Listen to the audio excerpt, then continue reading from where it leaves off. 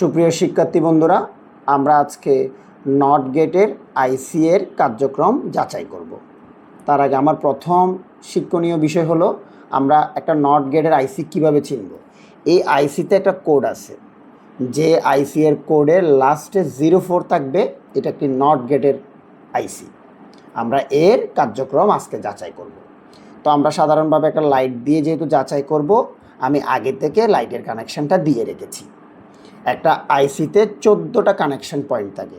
আমরা এই লাইটটা সবসময় কানেক্ট করব, লাইটের এক প্রান্ত দিব 2, যেটা বড় প্রান্ত সেটা, আর ছোট প্রান্ত আমরা কানেক্ট করব এই নেগেটিভ অংশের সাথে।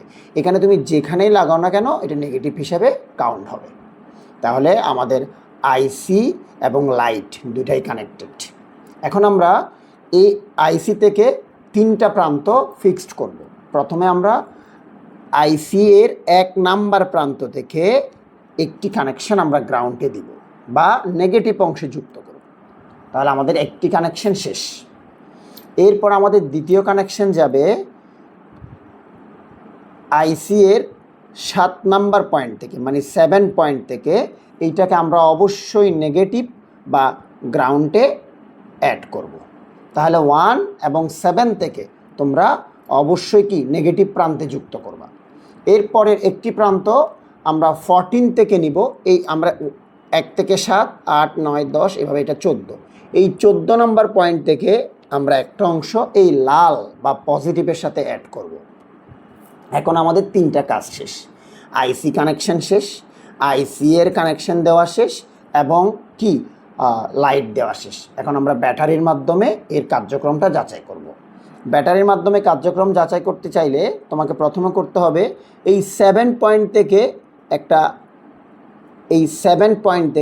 তার বের করে নিতে হবে এবং এই 14 পয়েন্ট থেকে একটা তার বের করে নিতে হবে।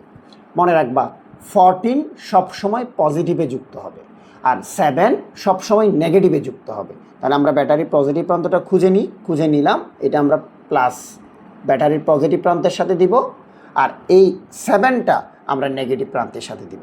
তাহলে আমাদের আইসিটা টেস্ট হয়ে যাবে। দেখো, আমরা নট গেটের একটা একদম সফলভাবে প্রথম টেস্টে আমরা কি কার্যক্রমটা সফল হইল আমাদের।